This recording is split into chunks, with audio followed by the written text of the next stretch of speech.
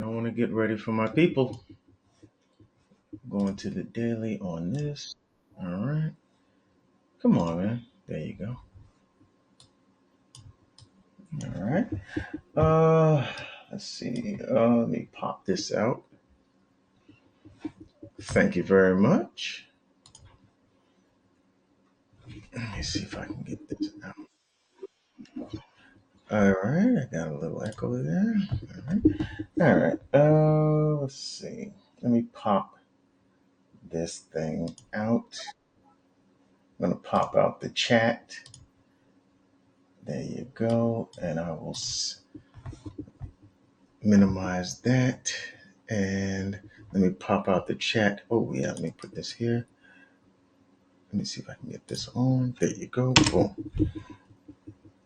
All right. Why isn't my? I could have sworn. Hmm.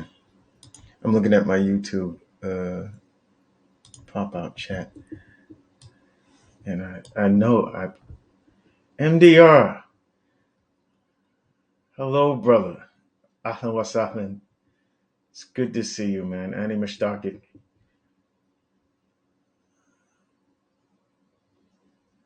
It's good to see you, man. Assalamu alaikum wa rahmatullah. Uh, um, let me see. Hey, listen, MDR, I will be in the chat. I will be in the chat, Muhammad, in the after this. So, if you want to share something, share some analysis or whatever like that, I will be in the conference room after this is done. Okay. Uh, but it's very good to see you, and I appreciate the fact that you are the first one. Qasim. Ah, wa alaikum salam wa rahmatullah ta'ala wa barakatuhu. It's good to see you, brother. Good to see you.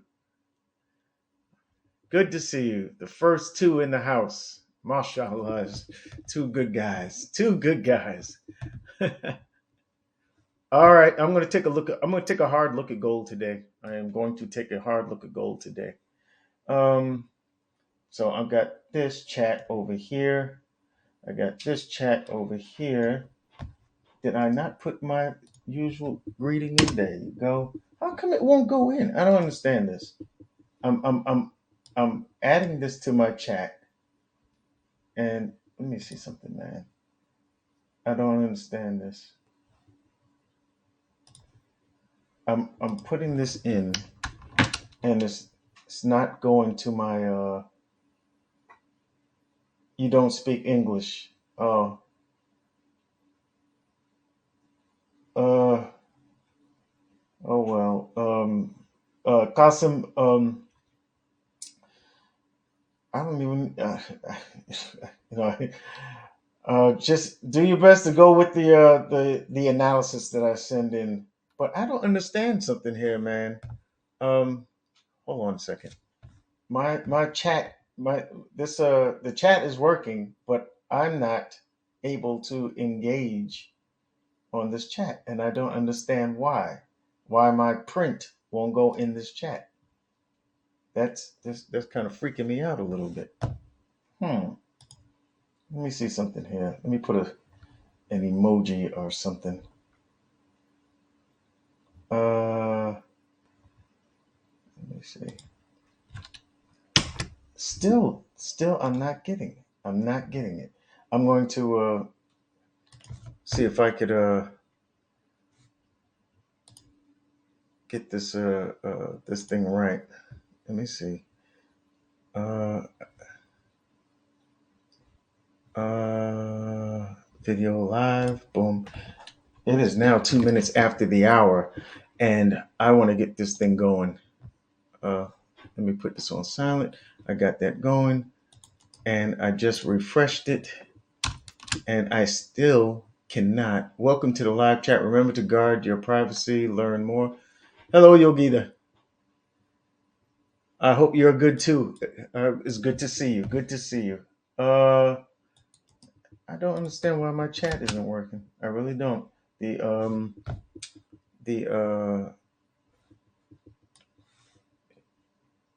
this the I don't know why it's not working, but I'm going to try and pop it out and move it over here.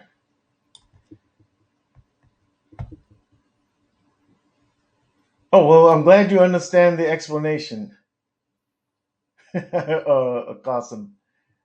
All right, and you speak Gulf Arabic too, man. I love Gulf Arabic. Um let me see. أنا أنا أتحدث لغتك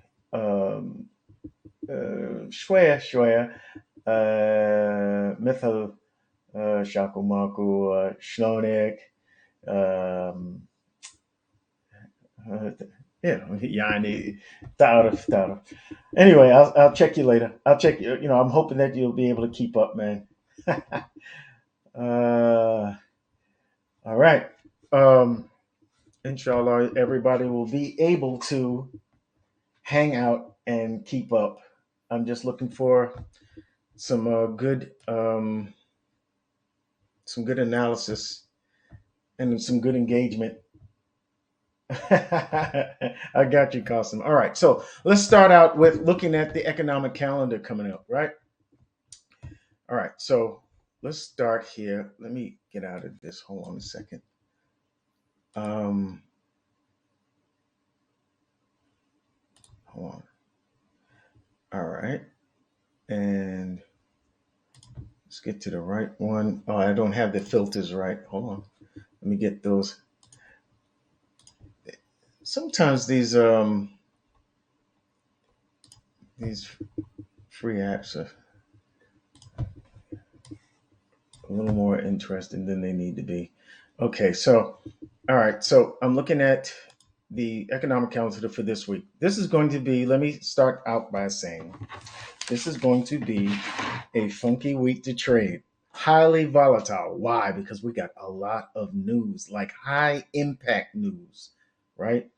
And the high impact news can have the potential to reverse price. Now, I don't look at all of these and plan trades around them. Like, you know, the pound is going to have a lot of news this week. Probably the country with the most news. All right, but when you see these red letter high impact kind of designations by these different calendar that you know, the free calendars that you might see for the economic events coming up, sometimes they're not the kind that move the whole market to the potential where it will reverse price. So, but it could still be a high impact. Uh, they'll market red, but it's not the kind that can reverse their market. All right, like GDP for the British pound or whatever, because a lot of these numbers are already baked in.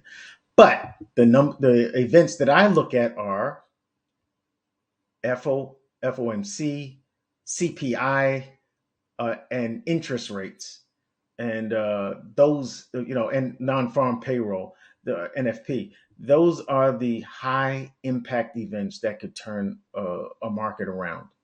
So those are the ones I want to either be clear of all of my trades. I don't want to be trading in and around those events. Either I'll be out of the trade or I won't make new entries during the time that the that news event will take place. You know, because those news events can be so volatile that they could come and smack your stop loss and knock you out of a trade and then go in the direction that you was trying to go in the first place, or they'll just reverse on you and just take you out of the trade altogether. And the slippage, let me tell you about the slippage. You can say, oh, I was already in the trade, right? An hour or two before, you think you're safe if you put your stops at break even. Uh-uh. The way this works with high impact events, the price comes up and once this hits your stop loss, it'll rocket through your stop loss, and you're thinking that you're out at break even. No, you've been slipped 10, 20 or whatever, 10 or 20 points or whatever, and you'll, instead of taking a break even trade, You're out $100. You're out $1,000. It could slip you that bad. Slippage in the spreads is horrible, man. Horrible. So it could ruin your challenge accounts. It could ruin it. So the best thing is to do is to wait, in my view, in my opinion, wait until those high impact events are over. You know, wait until you see the dust settle. All right, we'll talk about it anyway. So Monday, what do we have? First on the agenda, we see trade balance and all that, GDP for British pound, Aussie news. Not really the kind of news items that I'll trade around, but Tuesday is big time. We have US dollar CP USD CPI data. This is going to tell us if the inflation rate is hotter than expected. They're expecting 299. All right.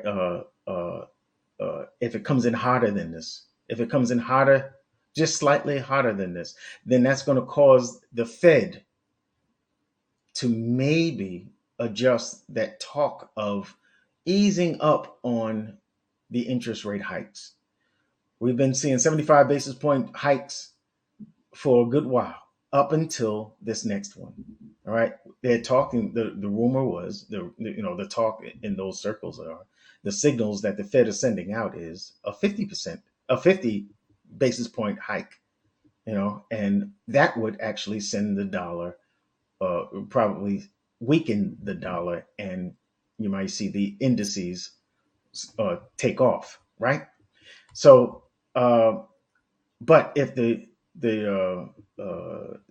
CPI data comes in cool and it shows that maybe it indicates that maybe um, inflation is has seen its top and is starting to cool off a little, level off, and start to come down even slightly, then the Fed will most assuredly take a 50% basis point hike, and that'll send the equity markets up and the US dollar down. All right. But if it comes in hot, ooh, if it comes in a little hotter than expected, ooh, that may get the Fed to change their tune and send the dollar back up for a rally, which would send the equities in the opposite direction. Also, uh, we have Aussie dollar and uh, yen news. Not really the big stuff. All right, Wednesday high impact day. Why? Why? We have the pound getting a inflation rate. We have the euro. I believe that Spain having CPI data, but we got the FOMC. FOMC. This is the big one. This is the highest impact event of them all this week. All right. If the Fed raises 50 basis point, as they have signaled that they might do, or if the CPI data comes in a little hotter, then we might see another 75 basis points hike. So we're watching this. We're watching this big time. Be clear of your trades for FOMC. Be clear, man. It's coming at 2 o'clock Eastern Standard. All right, 2 o'clock Eastern Standard. So that's well into the New York session, the second half of the New York session. So just be careful with your trading at that time. Now, what you see, what might you see up until that time? U.S. dollar major pairs may see a movement that will be in the opposite direction of the FOMC movement. So what do I mean? If I see the Dixie moving up, getting stronger up until FOMC, I'm thinking it's probably going to go down. Is that we're going to see a 50 basis point hike and send the dollar down, and the equities come up. If I see it going the opposite way, where the US dollar is starting to base out, heading down further than where it is right now, we'll talk about it. Then I'm going to think that we may see a turnaround with the Fed when the Fed decision comes up. These are just things that I'm going to be prepared for. You got to have a plan, right? You got to have a plan. This is on Wednesday, biggest deal. All right, there's other news coming out. This is the big one.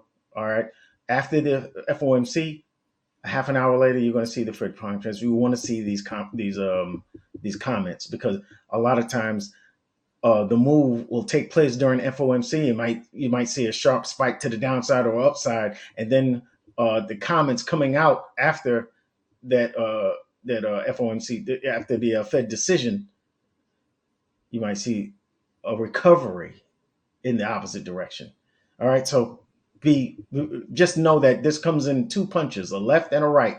All right, left jab, right cross. Just be careful of the right cross. Okay, and then you have the rest of these news items for the rest of the day. Thursday's a huge day. Why? Bank of England. All right, GBP. This is the pound going to have an interest rate decision, and then the euro is also having an interest rate decision 1 hour and 15 minutes after that. These are going to be some they might be uh, market turning kind of decisions. So really, really be careful here. Now, what you might see in pound pairs and euro pairs is a bunch of sideways movement Monday, Tuesday, and Wednesday up until these decisions are made. So be careful of that ranging movement here because unless you're just taking 1 minute, 5 minute, and 15 minute day trade, time frame, those are the time frames that you would be trading those 1 minute, 5 minute, and 15 minute for intraday trades. Take those short term trades, all right, but up until that time. But I'm going to stay on the sidelines for these pairs because this could really mess with you a bit. Just we're going to talk about it. I'm not going to, if I see a classic setup, if I see a straight hard setup, and I'll show you what one is, uh, uh, just I would be very careful with the lead up to these important interest rate decisions for the pound and the euro. Okay, and then you can have all of this U.S. dollar retail sales and whatnot. Lots of news for the pound this week. Lots of news, man. All right, and then on Friday, you have these news items here for the euro. Lots of news for the euro and the pound, and they have CPI data coming out for the euro as well for different nations, right? And then you have global manufacturing for the U.S. dollar. Okay, so we went over the news items. I want to check that box. Boom. All right. I want to mention something too. On also on Thursday at 3:30 in the morning Eastern Standard. Uh, I want to show you this because you got to check behind these guys sometimes, man. If I'm adjusting my settings, if you go to Thursday under a medium, you see under medium strength impact, you have the Swiss having an interest rate decision. That should be red, in my opinion. All right, for the Swiss, and you'll see what I mean once we get over there. All right, we're going to talk about the Swiss in a minute, but just know that on 3:30 Eastern Standard Time on December 15th, Thursday, they will have an interest rate decision that's going to be just as high impact towards that country's currency as the pound is and the euro is and the US dollar is. Okay, to them. Okay, I hope everybody understands what I'm talking about with that. Let me check my chat. All right, you're gonna see gold, brother, MDR and Trader X. Hey man, listen, man, I've been missing you, man. Seriously, Trader X, where you been, man? Come on. And my man, Lions Den Effects, that is Drunken Monkey. All right, that is Drunken Monkey, also known and better known now as the Drunk Monk. All right, the Drunken Monk. Maybe they don't like Swiss cheese. Maybe they might like Swiss cheese, man. I happen to love Swiss cheese, especially on rye with a Reuben. You know what I mean? You know what I'm saying? Some anybody know what a Reuben is? Anyway, Strami. And okay. Um, Now I'm not drunken monkey. I'm just an AI. All right. I don't like bots. Get out of here, bots. Cheap. All right. So, uh, otherwise to that, I haven't seen anybody in the live chat on TradingView because this is an impromptu kind of a live stream. I had canceled it, but I'm just going to make the time to do it today. All right, so let's go to the futures. Let's go to no, we're not going to the futures. We're going to take just a quick look at the RT money meter. What is the RT money meter? The RT money meter tracks the rate of change of each individual currency future. All right, the futures look. All right, from a futures perspective. All right, each individual currency future. Uh, we look at their strength and weaknesses, and we track that the strength and weaknesses over a 15-week period. Okay, but I update this list every week. Boom, boom, boom, and I rank them every week. See who's the strongest and the weakest, and I'll put the top four against the bottom four as they are ranked from strongest to weakest. You understand? So, what do we see? Not a lot of change from last week. The euro this week is at 576. It was at 494 last week. All right, it is one of the strongest. It is actually the strongest in the 15-week period, but in the last 30 days, it's been New Zealand dollar really. All right, New Zealand dollar is right up under there, 466. Last week was at 402. It's still both of these are trending upwards, right? All right, the pound ranked at number 3 this week at 449. Last week it was at 402. It's still ticking up. All right, these are marginal moves. All right, marginal moves, kind of sideways, if you will. Maybe a topping out, maybe in an overextended market. That's the way you got to think about these things. Okay. The Swiss is at 343 this week, ranked at number 4. Last week it was at 227. This one clearly is getting stronger. Top 4. All right. The yen. This is a very interesting one. All right. All right. It's at basically right at neutral strength. All right. Last week it was at 181, which is like bullish neutral, right? Neutral bullish kind of. All right. But once it gets past 2, then it becomes a little more significant. But this is kind of a sideways move as well. Not didn't get didn't do a whole lot to as far as strength goes. A weak getting a little weaker. All right, just a tad bit weaker, but still one of the stronger ones. And from last week, now Aussie dollar. Look at that, minus 82, kind of neutral bearish. All right, last week. This week is at minus 127, actually trending down, but not by much. Kind of a sideways move. Now, you hear me keep saying a sideways move. Why? Because of this high impact week this week. That's why. That's why. Let me show you. We'll talk about it. Look at the US dollar, minus 363 last week. Last week it was at minus 333. Another sideways move. Have we bottomed out? Are we starting to base out? We'll take a closer look. All right. And the CAD, the weakest of them all, at minus 343 last week. This week is at minus 438. This one is trending down. So I like to put those that are trending up and trending down. If it's a strong one trending up, I want to put it against a weak one that is trending down. Those gives you the highest probability trades. You understand? The CAD is definitely one I want to take a good look at, right?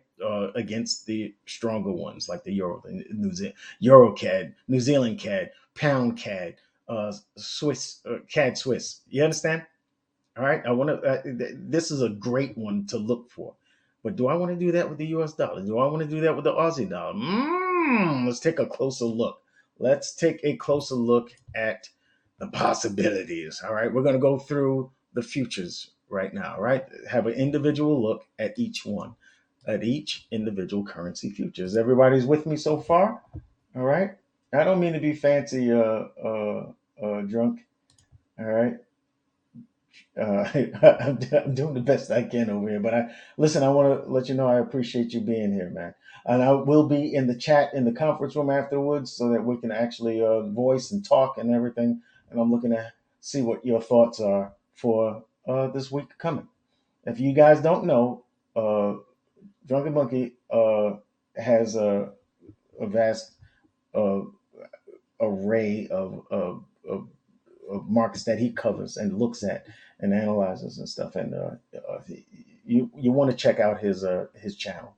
Do yourself a favor, go check out his channel. All right. Hey, bro, if Feds raise rates by 75 basis point, will gold be bearish or bullish? Now, just understand just understand it this way: if you see a 75 basis point raise, all right, that's it. Look at how it has affected the US dollar every time they gave a 75 basis point raise. All right. If and each time it went up. All right. If the US dollar is strengthened by it, then gold, I need you to look at how gold was affected every time they got a 75 basis point raise. All right. Gold is paired with the US dollar. All right. That's the other pair. You got to you know you see what drunk is saying. I'm saying this, that if I see a rally, if I see a rally, if 75 basis point raise causes the US dollar to rally, you will see the gold start to move down, because its it's paired up with gold, and I don't see it going sideways. I see it going down myself. Uh, yeah, there you go. There you go. That's what I'm in alignment with. You drunk on that. Okay. All right. So just understand, gold is XAU USD. You understand? So we'll go over it. We'll go over it. Just stay patient. All right. Now let's start with the echo. I'm going to run right through these. All right. So don't think I'm ignoring you. All right. I'm going to drunk. Let me see something here.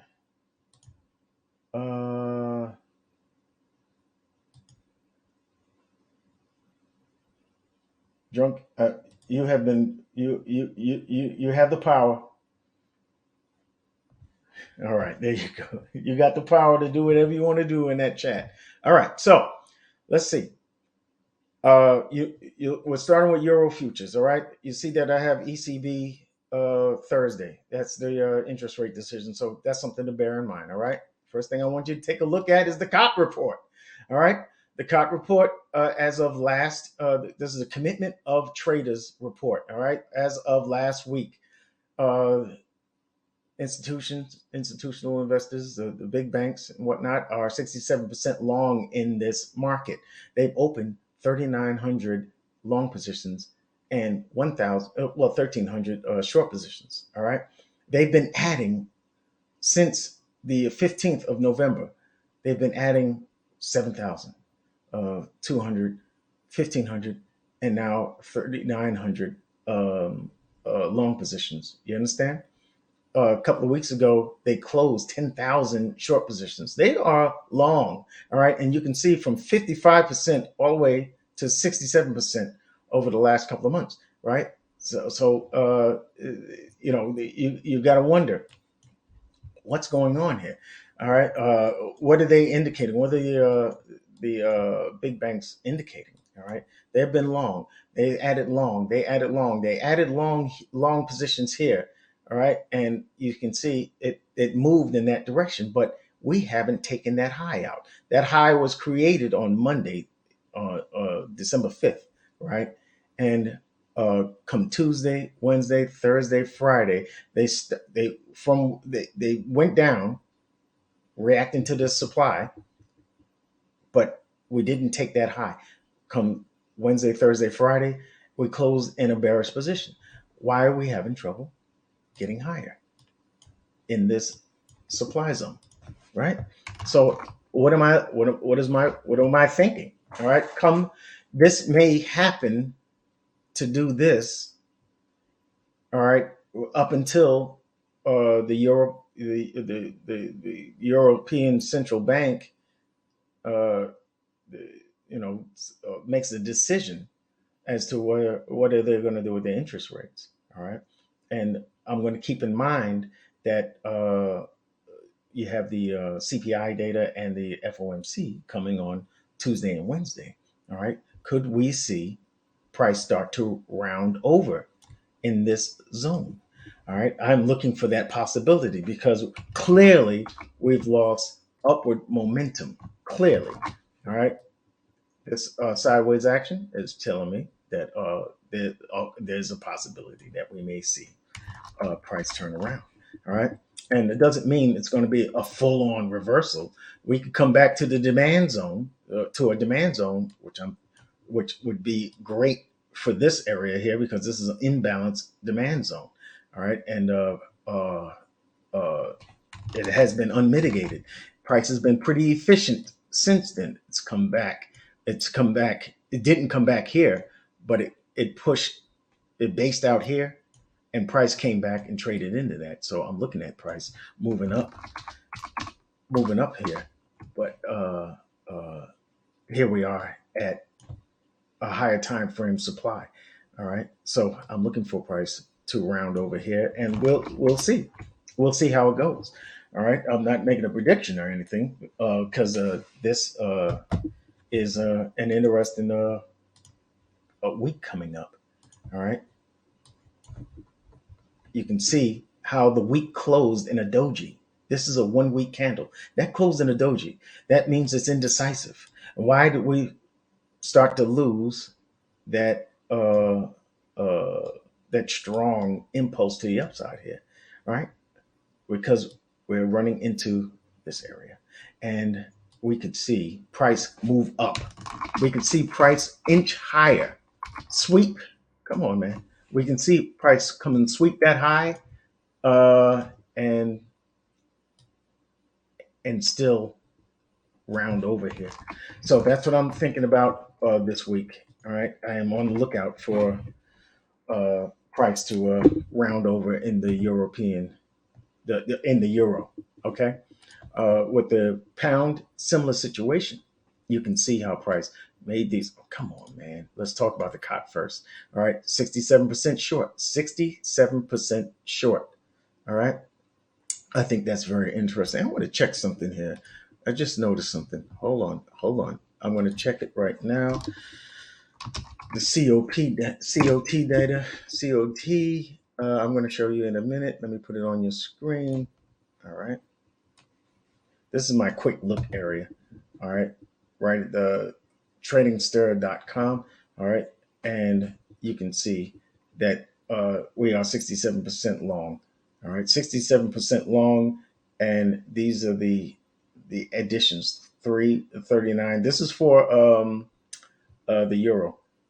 They added 3,900 positions here, long positions, right? Last week, all right, and 1,300 short positions. I just wanted to check that because uh, it's interesting to see that we are short in the pound, all right, very clearly, and it went from 70% vacillating, and now we're at 67%. You understand?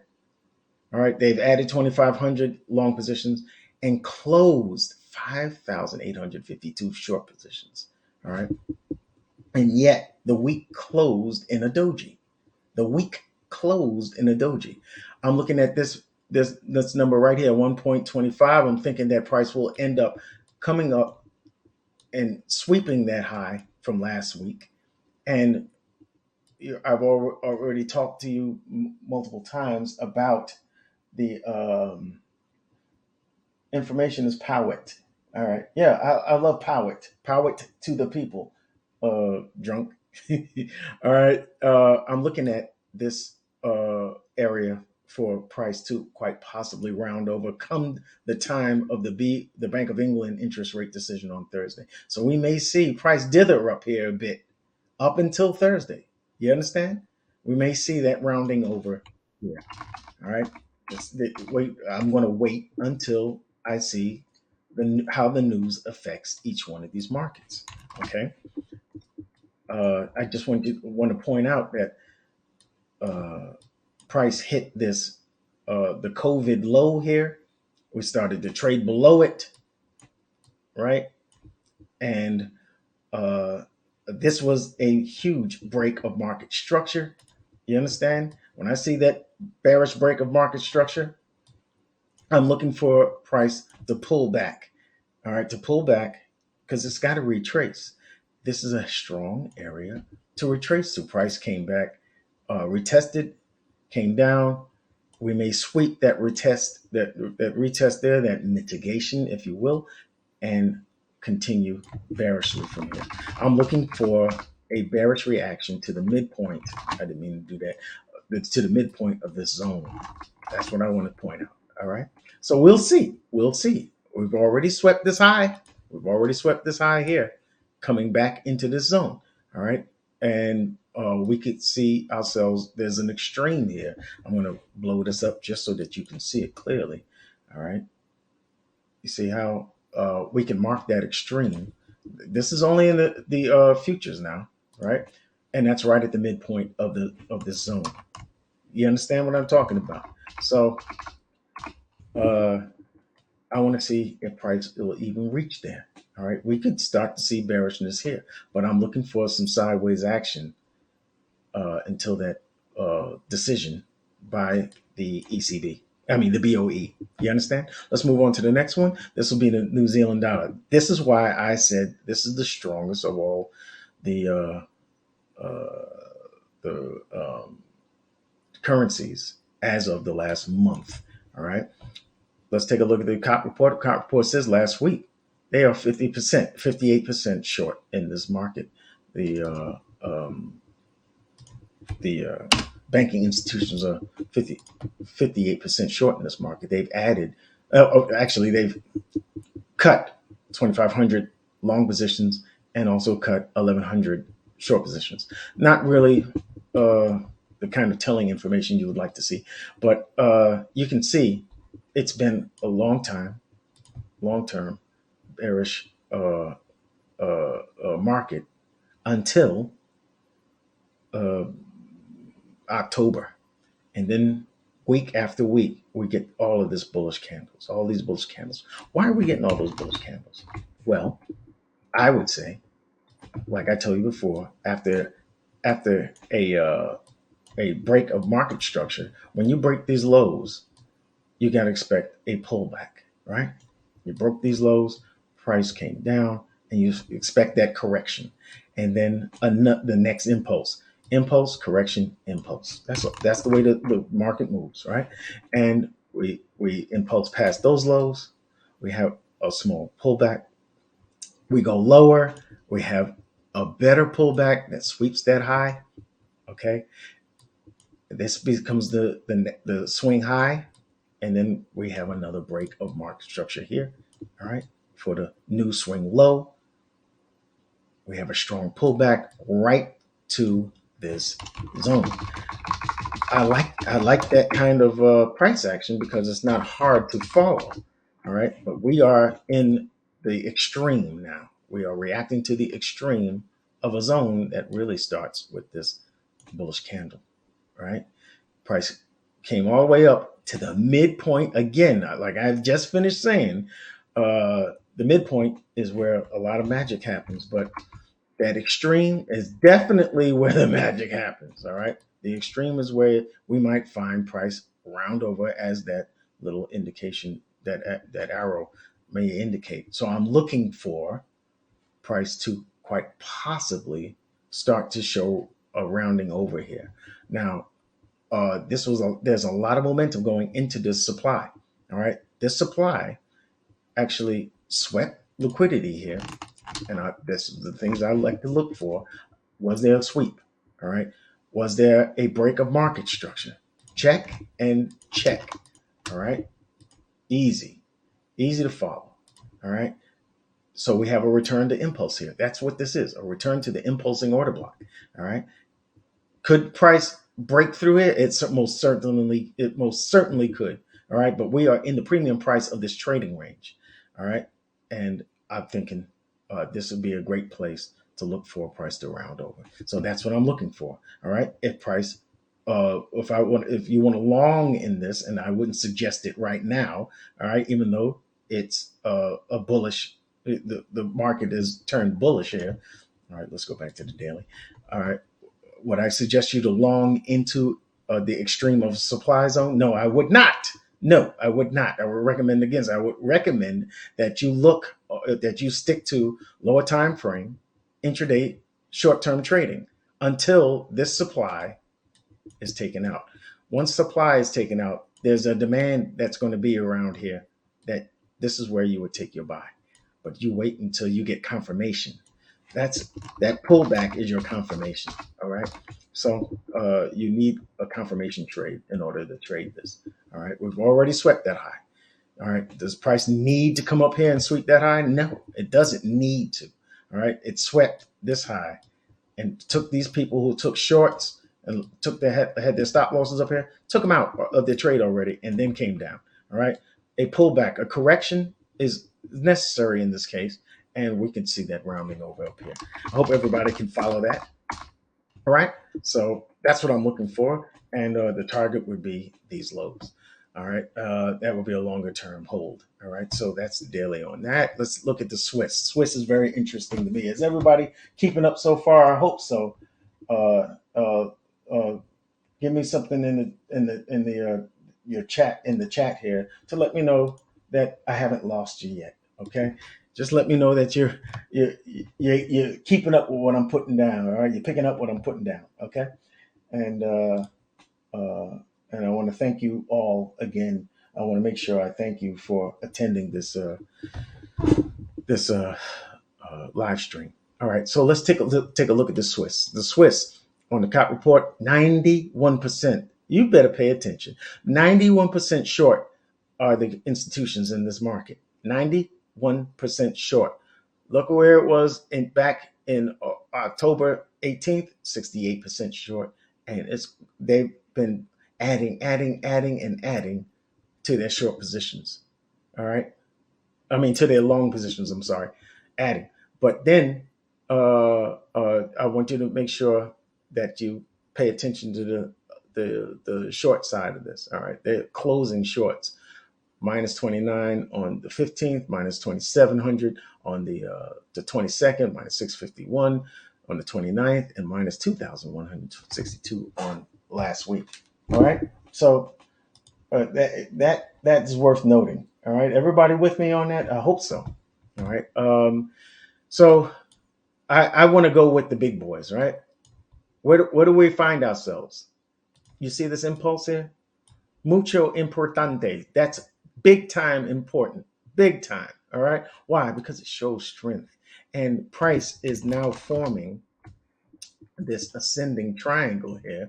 All right. And that's usually a uh, a, a continuation pattern. All right.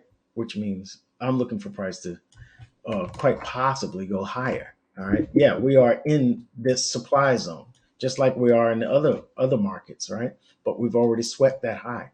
All right. And we are making higher lows. All right. And we've already taken out these highs here, these local highs, the most recent highs. I'm thinking this is going to get higher. Keep your eye on Swiss. Keep your eye on the Swiss franc, because I think this is one of those markets that is going to that I want to be long in. You understand? Be long against its counterparts. All right. So this one is again. Let me show this the RT money meter. We see the Swiss is went last week from 2.27 to 3.43 this week. All right. And that's a nice trend to the upside. Okay. It's getting stronger. I want to put that against one of the weaker ones like the CAD. And we'll see about these other two. All right. So let's go. All right. So that's where I'm at with uh, the Swiss. All right. So I'm thinking that we may be heading higher. All right. Let's see. All right. There's a lot of gap down here that price could come down here and get. All right. But I don't see it happening right now. Right? That's a lot of momentum. We lost that momentum going into this supply, but we are taking out these highs. Let's keep an eye on it. That's all I'm saying. Okay. Last big week to trade. I agree. That's what I put in the chat too, man. I'm 100% with you on that, drunk. 100% with you on that. Let's look at the yen. Yen is another interesting one. Look where. Come on, man. Look where the COT report says 79%. That's a large majority, almost 80%, that are short in the yen. They are taking away their long positions. Look, since the 8th of November, minus 3,200, minus 3,400, minus 3,000, minus 2,600, minus 4,500. All right. This column means they are removing their long positions. All right. Now, do we see an equal number of short positions being added? No, not really. Uh, we see them taking out on the 4th, 22,000 short positions. That is a big take profit there. 5,600 on the 8th, 12,000, almost 13,000 on the 15th, 39, almost 4,000 after that, 131 after that, and then minus 15. So this one is kind of hard to read, but the hard number that you want to pay attention to is that they are still 79% long. All right, for the long term, they are, I mean, short. They are 79% short in this market. And where do we find ourselves? We find ourselves at a supply zone. All right. Look at this the weakness in this market. Making swing low, swing high, swing low, swing high, swing low. All right. Price uh broke this high. So you got to say, oh, okay, we may be turning bullish here. This is an internal break of market structure.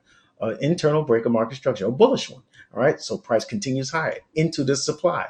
But this is the larger trading range. All right, if we go to the weekly, you can see that. Let me get rid of that first. All right, before I do all of that craziness. All right, we go to the weekly. You can see this is the trading range. Come on, man. Will you move over? Thank you. Sometimes you gotta talk to it. All right, so we have the trading range here. All right, everything that happens in between these two lines is uh, um, internal structure. All right, but this is the swing structure, and what as we are internal, all right, we look for price to come above that 50% of the trading range. All right, that's the equilibrium, the EQ, I like to call it. All right, this is the premium section. This is the discount. You want to take your longs from discount, and you want to take your shorts from premium. That's the way it works. All right. When I look for a short now, I'm waiting for price to come into the premium section. I'm looking for a supply zone in uh, uh, this premium priced area to look for shorts. This was an optimal trade here. You can see how the week ended once it reached this weekly supply. The week ended very bearishly. I love this. I love the yen. I love the yen because it's clear what it wants to do. All right. Now you can see that there was a very nice bearish engulfer here. I'm looking for price to maybe come up to the midsection up here, maybe even sweep that high, maybe even sweep that high. But I believe this supply will hold, and that we may see price round over here. All right. Just so that you know, I have a major breakout area here from 2002. This is, if we go to the weekly, that's what this orange line is. Let's go to the monthly. It's a major breakout area. All right. You see that?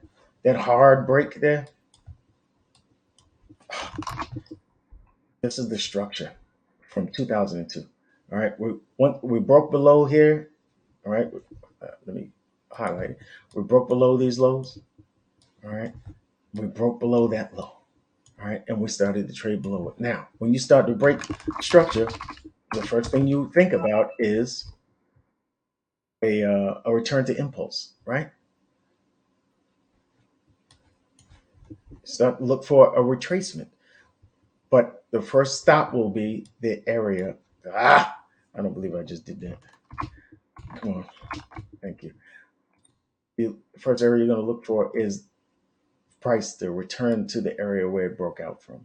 All right, and there is a nice unmitigated zone of supply there. That's where price is rejecting now. All right, that's what that bearish uh, uh, monthly candle is indicating. So back to the daily, we can see where we are.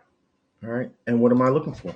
I'm looking for price to continue bearishly. This was huge. That's a bearish engulfer. I'm looking for price to maybe come up to this area here. It's already traded into the range. That's what you want to see, the range of the last bullish candle. It's already traded up into that range, sweeping these highs. All right, price could sweep this high and still stay within that range and then start to come down and fill the gap down here. But the first stop will be to fill this to mitigate this demand zone. It could continue higher from here. We don't know, but that's where I would have my TP if I can get involved with uh, shorting against the yen down here. That's what I would be looking to TP here. You understand? All right, and we're going to the Aussie dollar. Okay, we got an interest rate decision on Monday. Interest. Oh no, that was last week. All right, and you can see. Watch. I'm gonna show you. I'm gonna show you. This was the Monday candle. Interest rate decision. Very bearish. A very bearish movement. Right. We can see that the upward uh, uh, momentum has been stifled here at this supply. All right. We had the interest rate decision, got made the Aussie dollar weak. We had 3 days of bullish activity. We haven't taken this high out yet, but and we're still got this supply zone holding. All right, so I'm going to see with these higher lows, all right, and price sweeping this high to mitigate that zone. I'm going to see if this zone holds. I don't think it will. I think, like in the New Zealand dollar, we may see price start to round here. All right, look at the range. This is the breakout range, right? Price came back into that breakout area, into premium price, and this is where uh, a great short would take place. I believe once this sets up, it may not set up this week. It may not be the great setup this week, but if this zone holds for the week, I think this will be a great short to take because there's a lot of liquidity down here into this zone. This would be awesome. You understand? Just like in the others, you see a similar setup. It's the same one I've been repeating each one. Look, that it's similar setup, right? I'm firing through. That was Swiss. This is New Zealand. Similar setup, right? All right, let me go to the next one. Help, help. All right. British pound up into supply, sweeping, sweeping. Here we are. If price comes up to the midpoint where this dotted line is, boom, boom, we might see something like that. So I'm pointing that out. This is the what do you call the euro up in supply. We may see that rounding over here. So I'm looking for it down to this. All right, this would be awesome, awesome sauce. That's what I'm trying to tell you. All right, everybody picking up what I'm putting down. I hope so. Suggest a book for candlestick panel. I got you covered. Let me. I'll hook you up at the end of this. At the end of this webinar, Varun. Varun. Okay. Let me get back to where I was. Okay. So that's Aussie, right? Now we come to the Big Daddy, Dixie. All right. What am I looking at here?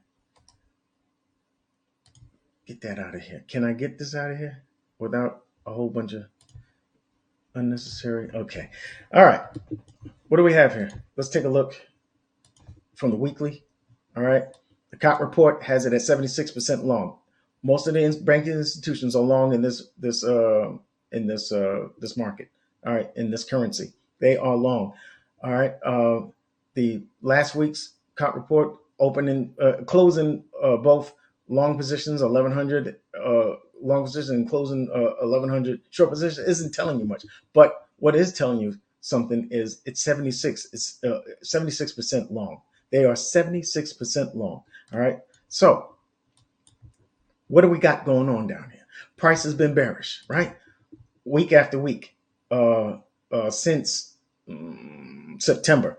All right, we've seen price moving down. Boom, boom, boom. Lots of momentum coming down. Then boom, boom, more momentum into this area of demand. All right, let's see. Oh shoot, starting to lag here. We had a very nice breakout here. All right. You have to expect price to return to that breakout area, right? What did we mitigate? We mitigated this weekly supply up here. All right. And this is within a monthly supply. This is the weekly supply in nested within the monthly supply. All right. So we expected some kind of reaction here for sure, because that's a uh, pretty strong supply. All right. So what did price do? All right.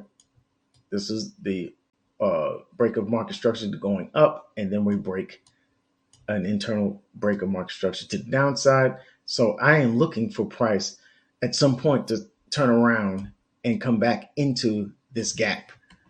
All right. We may see that this week. We have CPI data coming out on Tuesday. All right, that will let us know if the inflation rate is going to is showing signs of cooling, or is it still a little bit hot. If it's still a little bit hot, the Fed will probably give that 75 basis point raise again. All right, because they're going to say, oh, it's not time to start to ease up on that. All right, but if it comes in cool as some expect, then we might see that 50 basis point hike, and the US dollar will continue down into this supply, in my opinion. All right, because this is an unmitigated zone of demand here. Sorry, I meant to say demand. So I'm going to draw that out here. I'm going to draw that out here like so. Okay, just like this. All right. That's if the this is unmitigated, and there's a little gap here. You understand? A little fair value gap. So price could come down here a little further before thinking about filling in this gap. We see a price rally into that. All right. However, all right. However, if FOMC they decide on a 50 basis point hike, all right, I mean a 75 basis point hike, we can see the start of a rally. We can see the start of a rally. I'm not saying a full reversal, but up into this gap, at least to this, you see that candle here, at least to sweep that high. That's what I'm looking for. All right, we are seeing price lose that momentum going into this demand, the very opposite of the euro. All right, in that situation with the euro. So I'm looking for price to see if it bases out here. CPI Tuesday, Wednesday, we had a really hard FOMC, and we want to make sure we watch out for the comments that come a half an hour after that FOMC decision. We want to see what the Fed is going to say, what statements they release, whether they're going to ease up rate hikes or not. We want to see if, because if that's the case, if they say, no, we're not taking our foot off the pedal just yet, we're going to see this continue higher and sweep that high. All right. I'm going to watch. This is something to watch, and this is something not to jump in and just go crazy on. You got to love ranging markets. Listen, guys, Lion, what's the name? Drunken Monkey has a great strategy for ranging markets. All right.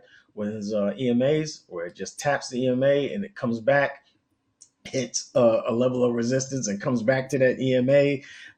He just takes the intraday trades on the 15-minute slide, just takes the the sell from the high of the range and buys at the low of the range, and you can literally do that all day if you're careful and you know what you're doing. All right, so that's what I'm saying about the U.S. dollar. This is in a very pivotal area. We've already swept this low. We've already swept that low. I'm looking for price to maybe dither here until uh, Tuesday or Wednesday, and we may see a rally or a dump, and everything depends on that, on those decisions. Everything depends on that. All right, I'm moving on to the last one, which is the Canadian dollar. All right. Let's look at the COT report. The COT report says they're 63% short. The banking institutions are 63% short. They've closed 4,400 long positions. Closed them. All right. And they've added 1,568 last week. Added 1,568 long short positions. All right. They're adding short positions and they're closing their long positions. All right. And they've been doing that since they did it the week before last as well. As you can see here, adding closing 1,600 long positions and adding 2,800 short positions. All right, and you can see that reflected in these candles. All right, bearish closes on during the week. All right, there is no mistake in that. Now let's go to the daily, and we can see that there was a very hard break here with a lot of momentum to the downside.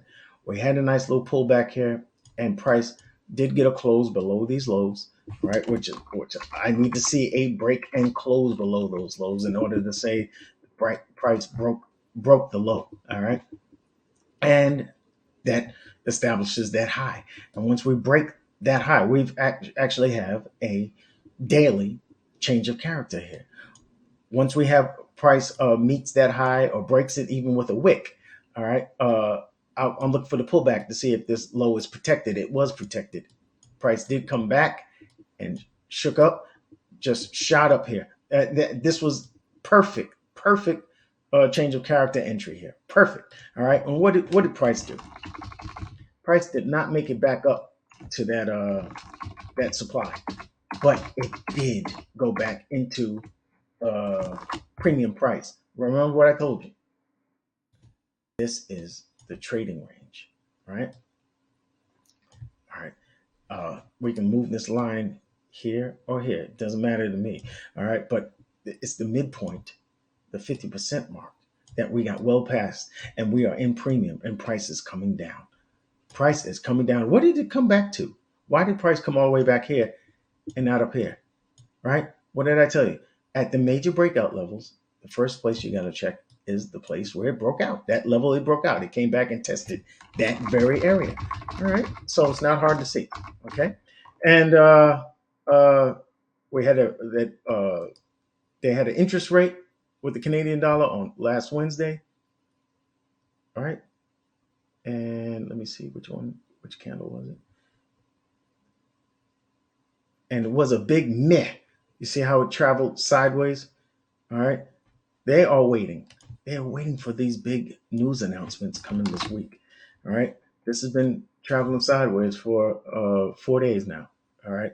But there was a lot of momentum and it lost that bearish momentum into this demand zone. Could we see a rally in the Canadian dollar? I want you to bear something in mind, folks. This is a commodities based, what do you call currency. All right.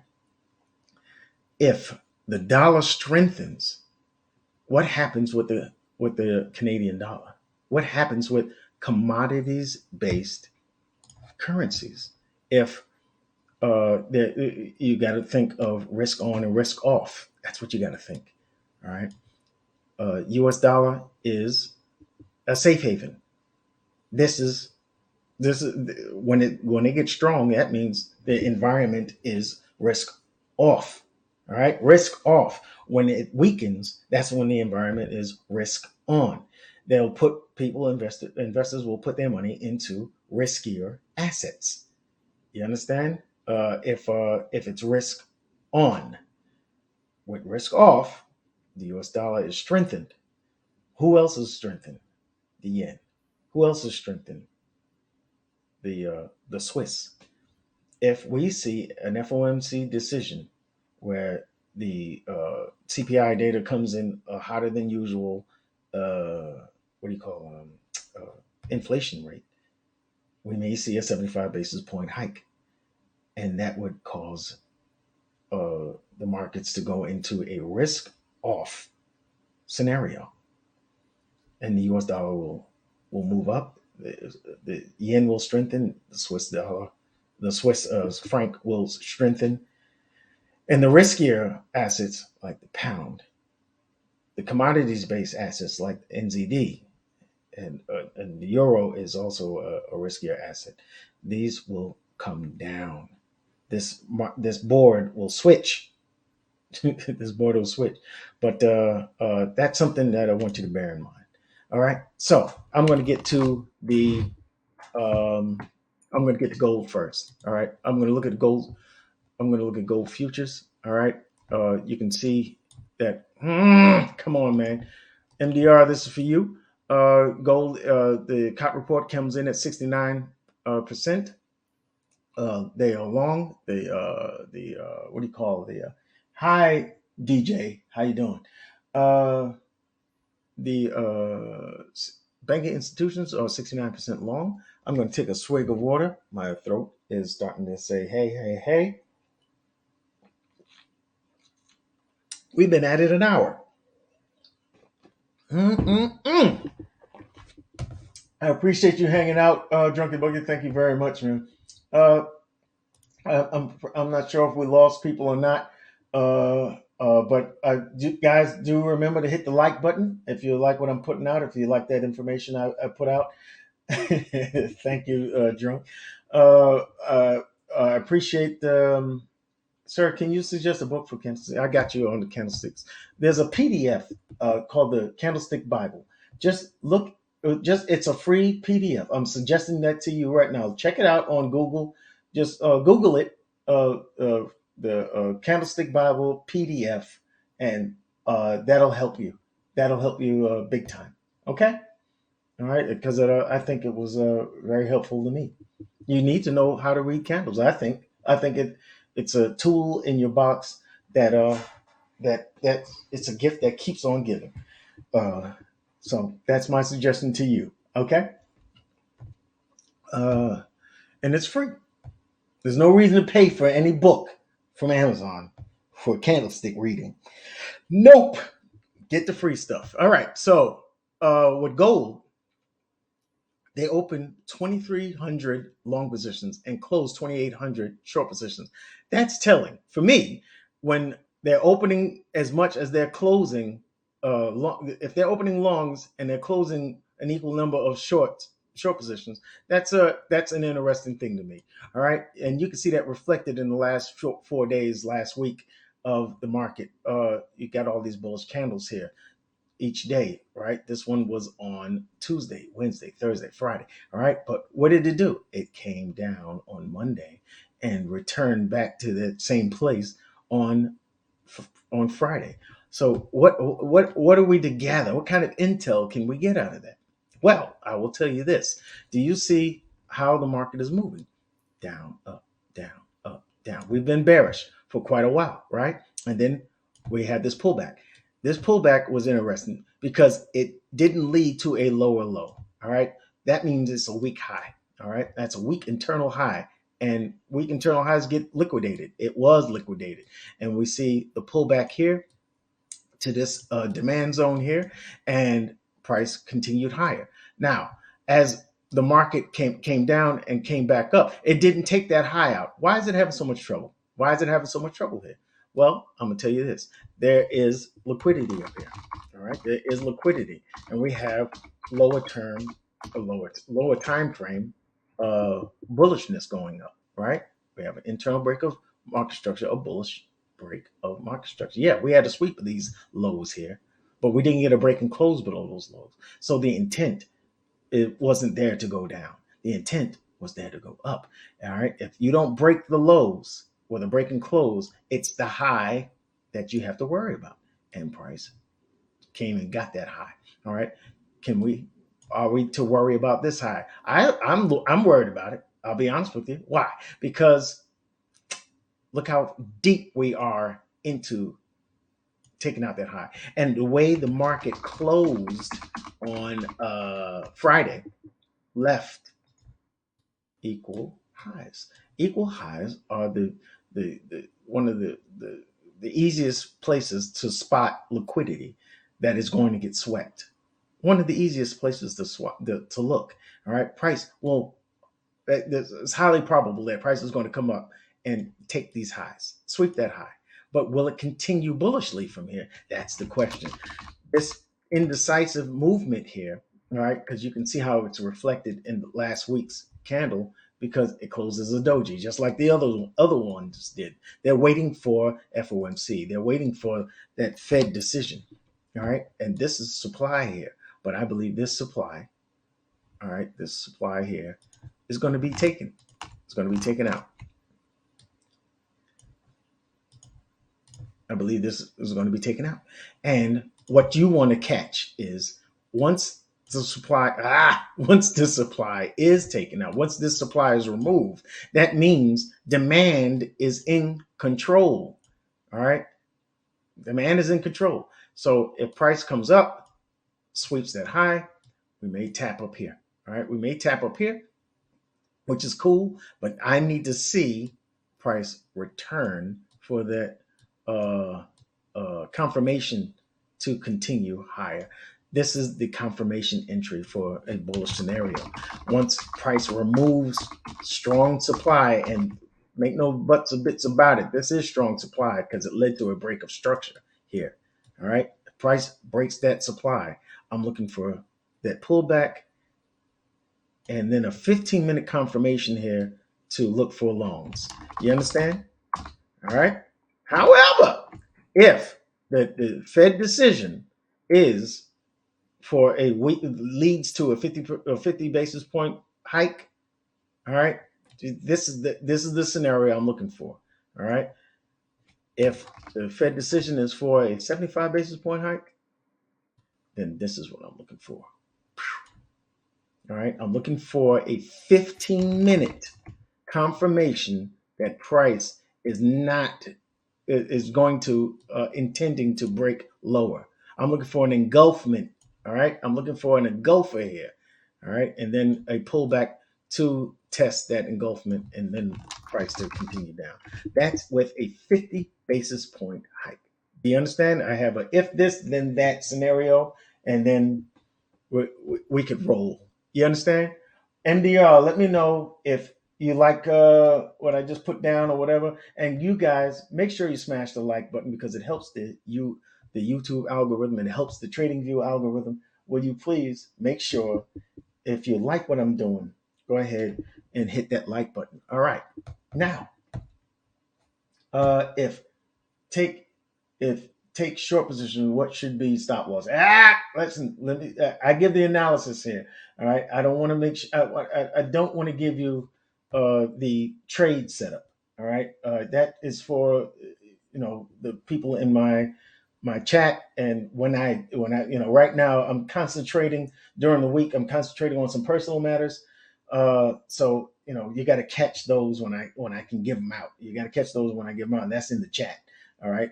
If you go to my YouTube channel and you see the links in my the comment section or in the description, then you'll know where to get me or whatever. But I give you the bias. You got to work with me. All right. Can't give everything out. All right. And I don't want to give financial advice either because that's against the rules and against the law. All right. So I'm moving on. I also want to take a look at oil, U.S. oil. All right. Hey, check out. Matter of fact, Varun, if you go to the YouTube channel of this very same live stream, you'll see what I'm talking about, and you can look and see like what uh, Drunk just said in the chat here. More interaction will bring people into the live. That way, RT can help more traders. That's exactly right. All right, so just check it out, man. All right. Now I'm looking at oil. I'm looking hard at oil this week. Why? Because I believe I can fly. All right. So what happens is you see how price has been very bearish, right? Look at these weekly candles. All right. We're breaking structure here. We're breaking short-term low there. We broke a longer term low there. And look how the week ended. This is very bearish, man. Look at this. Look how the week ended. This is what I want to see. Oh, come on, man. What was that? What was that? Come on, man. All right. I want to see a bearish engulfer. This is a bullish, a bearish, bullish, bearish price pattern. All right. I'm looking for price to come up here and continue down low. I want to see some follow through after that very momentum filled bearish candle into this demand zone. Do I think this demand zone will hold? Do I think this demand zone will hold? All right. That's the question. Well, I'm going to say I suspect it may not hold. Why? Because there are relative equal lows here. All right. And I just went over what those relative equal lows usually mean. Price may sweep. Price may sweep this thing just to get these guys who took long positions here and here. They have stop losses here. Take them out of their trades. This is a liquidity pool. We take them out of the trades, and then we may see price move up. All right. I have this in mind. All right. I have these in mind. All right. But there is some potential for price to maybe dither here a bit. But I like the dithering to show up to this point. You see that little yellow dotted line I got there? Come on, man. Help me out here. Oh, man, it's not. My computer's starting to act phony. All right. So see this line here? That is a weekly zone of of demand that was taken out. This was demand here, all right, and it was taken out here, all right. And what do I say? If it's supply on demand, or if this is the demand zone, and price comes down, reacts to it, and then comes through, I'm looking here for a high probability trade. This is the supply zone that is responsible for taking out this demand. All right. Once price breaks and closes below, I'm looking for price to return to this supply zone for a high probability trade to the downside, especially if it's with the prevailing trend. You understand? That's a high probability trade. So I'm definitely looking for price. If it comes back up to this zone here,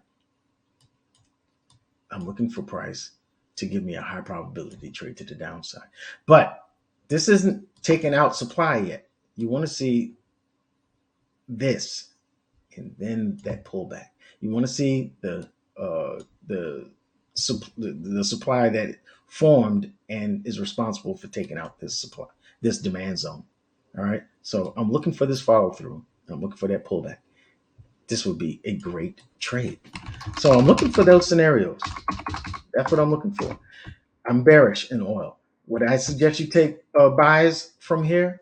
Uh, Short-term buys, yes. Short-term buys. We may get a reaction from here. Once it gets down to the middle of the zone, I'm repeating that again. Once it gets down to the middle of the zone. All right. So,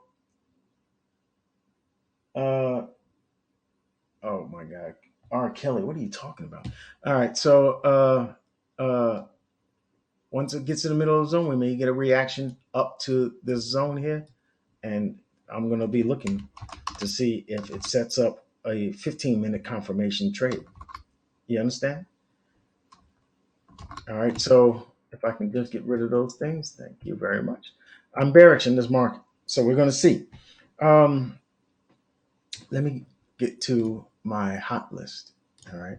I'm going to look at these markets here. Euro USD is going to be first. I'm going to look at these markets here, and I'm going to try and get through it. I want to definitely. I'm not. I'm going to do this first. I want to do this first. I'm definitely want you to take a look at the S&P because this reflects on the rest of the markets. All right.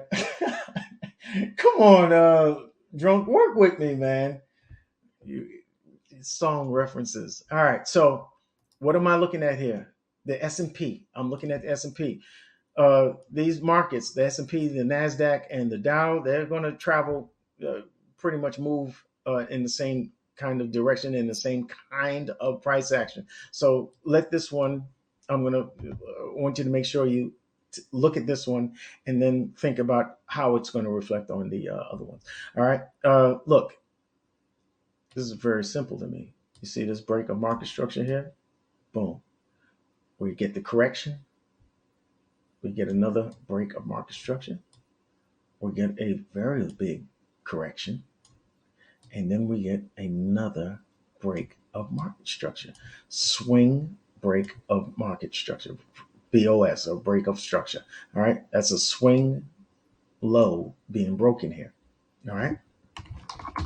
So it's been bearish, easily identifiable, right? All right. Why is it taking so long? All right. So, and what I want you to take note of is this is the swing high, this is the swing low. All right. And where are we at? This is the middle. All right. The EQ. Remember what my earlier lesson was. All right. We're at the EQ where prices corrected into premium price. Remember, premium discount. You want to take your longs from here. You want to take your shorts from here. All right. Why is price why has price turned bullish in a bearish market? The overall higher time frame trend is down, right? This is the daily now. Overall, the last break of market structure was to the downside. Now we had 4 hour. We had a 4 hour. This is the daily time frame. We had a 4 hour uptrend, higher highs, right?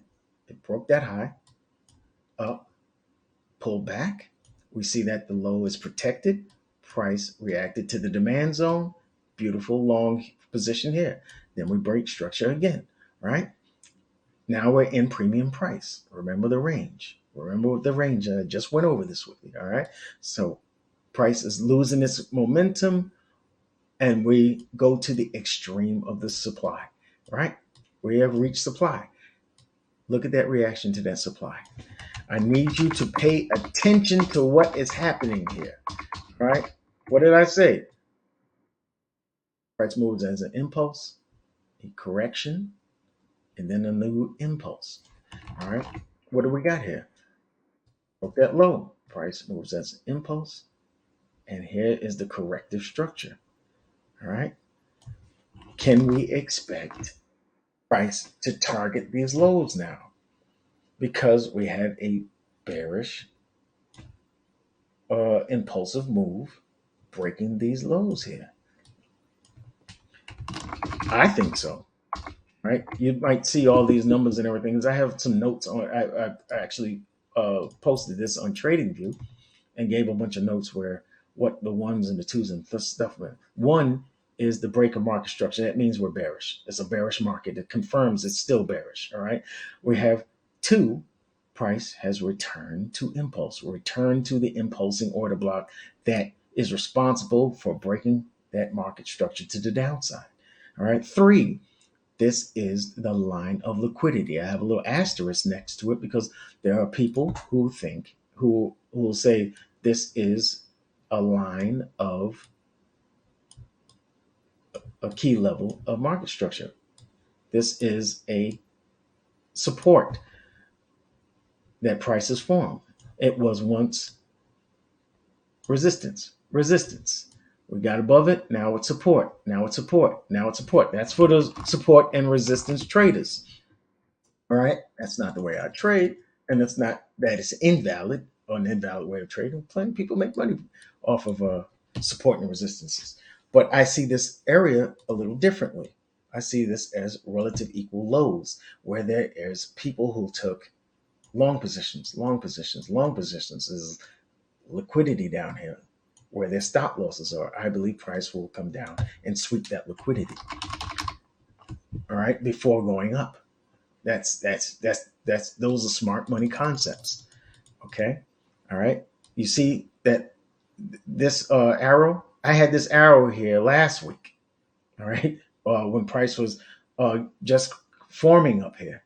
And I believed that it would turn around, and it did. It did exactly that. Just go check out the last week's live stream, and you'll see what I'm talking about. This is smart money concepts. This happens to work. All right, fill this gap. All right, fill that gap into this supply zone. Price comes up, mitigates, then sweeps these highs to mitigate this zone, and then we have a break here, a break and close here. All right, or that came on Thursday. That came on Friday. I'm sorry.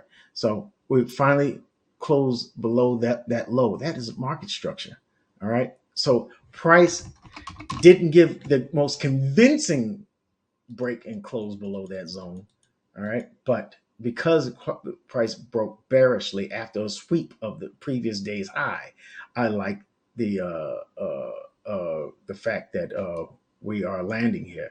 It could the argument could be said that price is finding support here and may turn up. It may. All right. It could turn with the FOMC decision. We may see uh, uh, or we may see the FOMC give a 50 basis point hike, and that you can bet your bottom dollar that price will probably go up from there. All right, but I do believe we will see the sweep of this low first. Now, if we see this sweep of this low, there's a fair value gap here, just like it was a fair value gap here. That was filled as price comes back up. That's what price does. Doesn't like to leave those imbalances. They like to the market likes to rebalance that which is imbalanced, and this is an imbalance here. That's called fair value gap, and I believe price would want to come down and fill this gap to mitigate this zone before going up.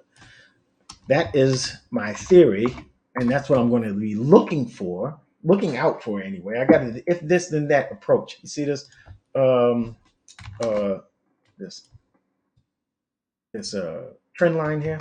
All right, we've broken that trend line. A break and close below that trend line. Prices swept the previous day's high on Thursday, and we have a bearish close. I'm believing that we may come down here. All right, so we'll see.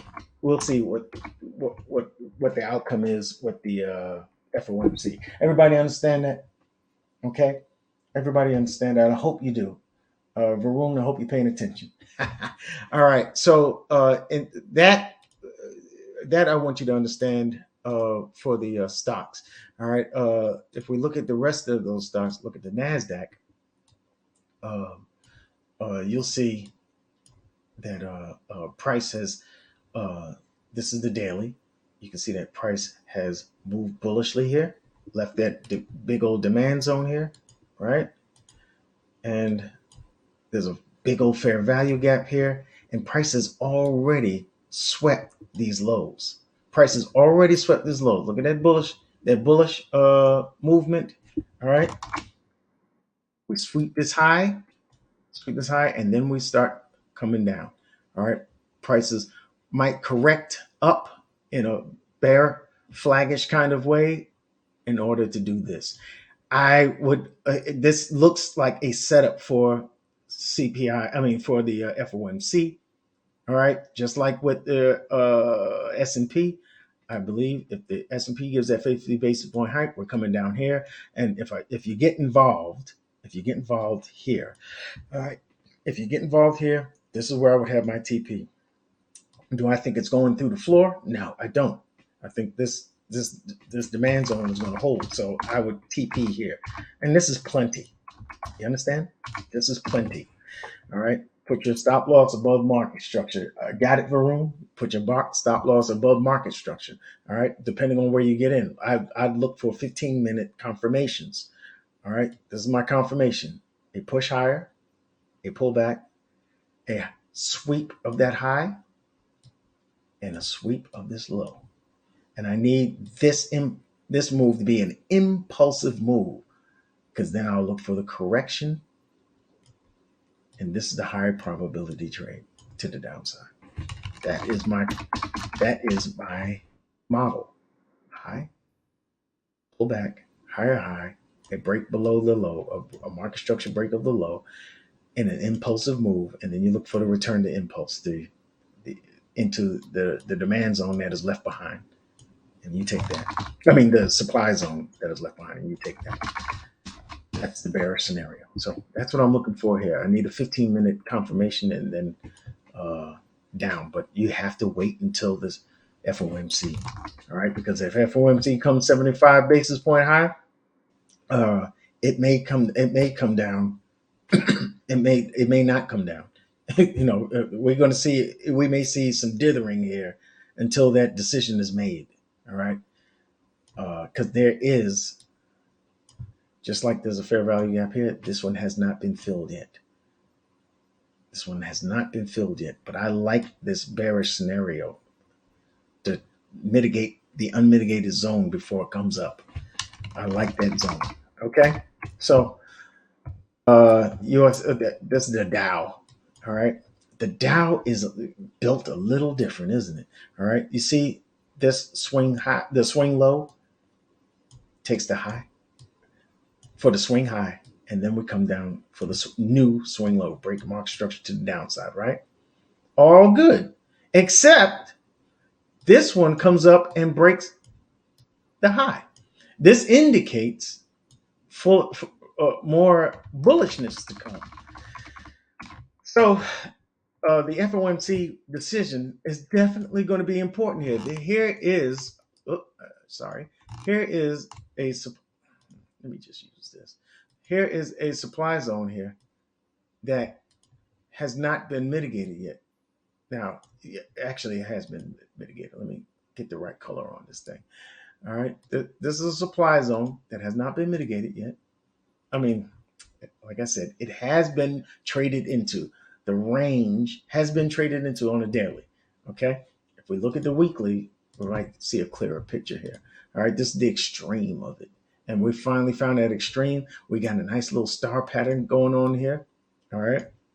Not this a short doji in the middle, but this is a nice reversal pattern. Okay.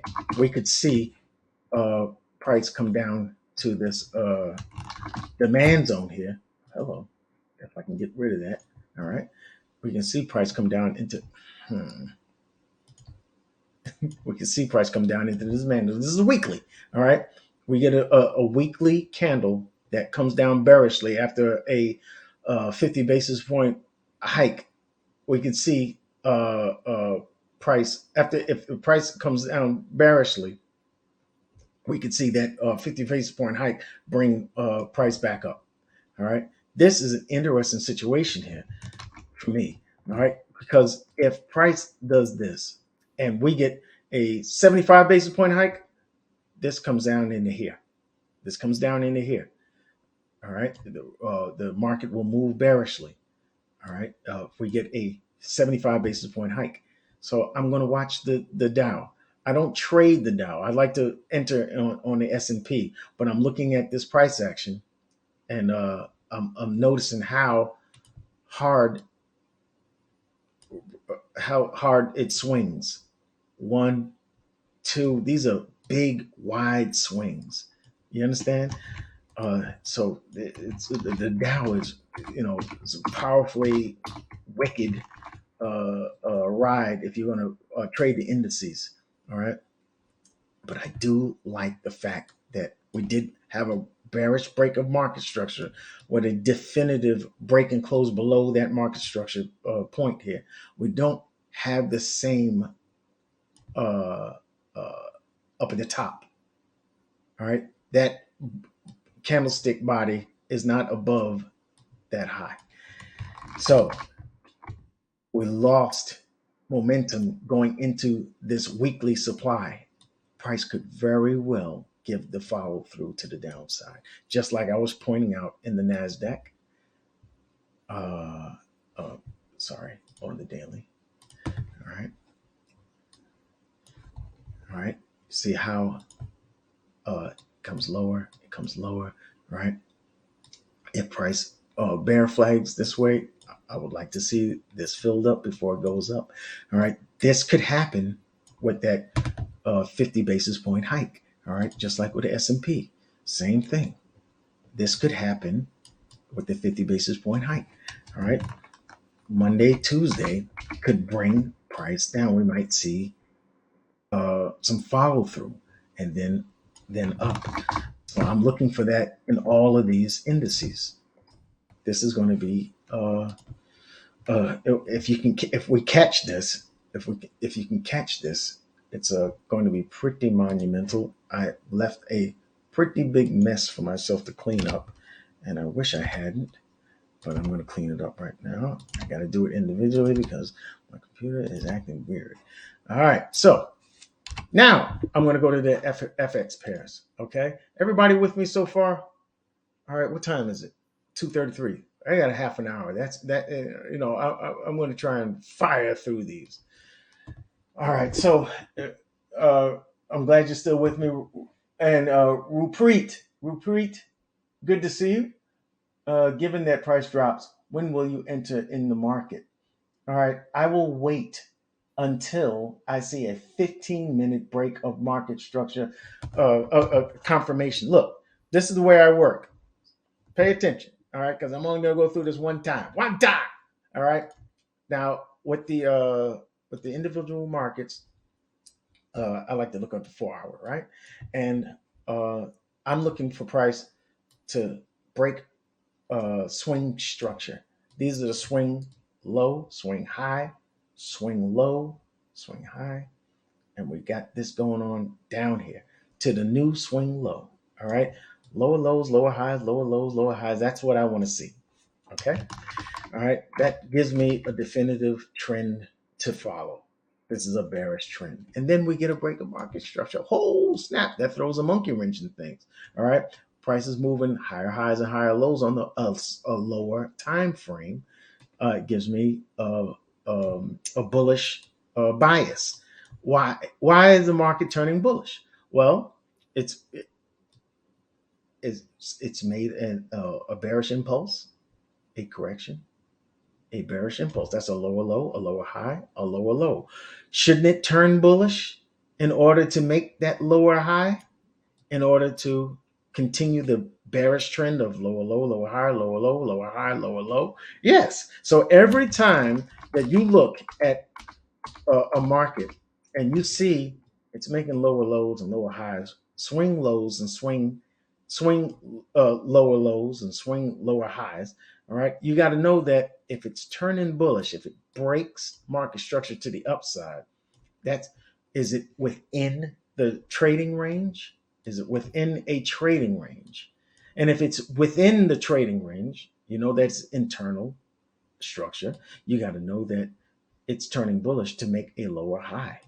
The potential is that it's going to make a lower high to make the next lower low after that. All right. What I want to see is it reach a like on the weekly, it's more clearly defined. All right. This is the structure here for me. All right. When price broke here, I was like, oh, we might see it, or we might have a reversal here. All right. But this area is supply in this leg of structure. All right. I want to see price come up to this leg of structure and then give me a 15-minute. All right. I'm on the weekly. All right. I want to see this on the daily. I want to see that supply zone on the daily. All right. Let me clear this up so that you can see it clearly. I want to mark my supply zone. I got one here. This is a weekly supply zone, all right? It's actually, this is the weekly supply zone here, all right?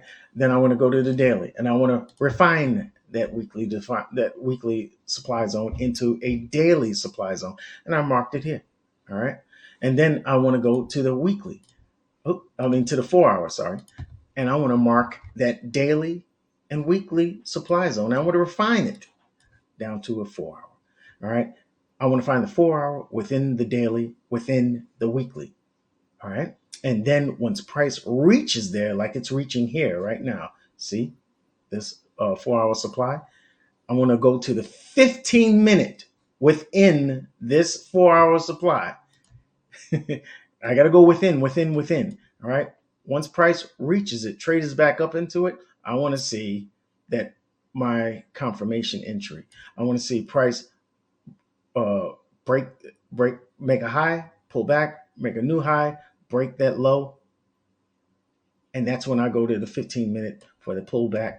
And as soon as it pulls back into the supply, that's a confirmation entry, and that's when I enter in this market. All right, on the lower time frame. All right, that's why I look for that. I look for this. As soon as price breaks market structure, sweeps the high, and breaks market structure to the downside on the 15, I'm going to a lower time frame, the 5 minute, the 1 minute, for that pullback into the supply up here. All right, that's where I take my entries. I hope I answered your question. All right, so on the Euro USD, uh, you see where price is right now. We see that price has uh, had some momentum going in. We took out those highs. We come to the extreme of a demand of a supply zone that has broken structure to the downside. So you know it's valid. It's a good zone. Price reacted to uh, uh, the wider zone here twice, 1 2, and we go up to the extreme. This is where I want to see some confirmations. I believe that we may come up to this higher zone up here. All right, by between Monday and the ECB meeting, we may come up here, and if we do, I believe that price will. There's a potential for price to turn around. All right, where we may see price round over. Sorry, we may see price round over up here or here. All right. If it doesn't, that's fine. All right. Well, I'm waiting for the ECB decision. All right. You don't want to be in a market or when there's that crazy volatility getting ready to enter this market. You see these golden lines here? I got here, orange lines. That's the notifications. If price reaches up here, that's where I'll be looking for a confirmation entry on the 15-minute. And then I'll go to enter on the 1 minute or 5 minute to take a short. All right. If it comes down here, I'm looking for a long position, and I'm looking for my notifications to give me indications that it has reached my POIs. There's a demand zone down here, and we are in a supply zone here. And I do believe if you saw the what do you call the live stream from last week, I've been looking at this. I've been looking at this zone and this zone. All right. And I said, I'm looking for price to come up here and give me confirmations for shorts. So we'll see. We'll see how it goes. All right. We got to get through this one first. All right. This one is a pretty strong one. And we see that price is reacting to it right now. So I want to see what we're going to get. Either FOMC will take it down, and then ECB might cause it to come back up. Who knows? We're going to find out. I got two areas uh, that I think could work. Could work for either one. All right. So make a note of it. All right. On the pound USD, kind of a similar situation. We see how price has been bearish, coming all the way down with lower lows and lower highs, and then we seen a turnaround. All right, higher highs and higher lows all the way up. All right, into what? Supply. All right. So what am I looking for this week? All right, we have the pound, the UK, is going to have an interest rate decision on Thursday. We may see, like we've been watching, some sideways action up until Thursday, but I believe it will inch up. It'll inch up, and then come the interest rate decision on Thursday, and we may see all of this get swept. All right, this is these people. There's liquidity under these lows into this supply zone. Just like I showed you in the futures, we may see that drop down. So I'm looking for a price to give me confirmation entries. All right, we could see it. If you're going to trade this up before Thursday, stay on the 1 minute, 5 minute, 15 minute intraday trades only. That's what I would suggest up until the interest rate decisions. Okay. All right. There's a demand here that I like. If price comes down to here, I would look for confirmations to continue higher. All right. Confirmations on the 15 minute.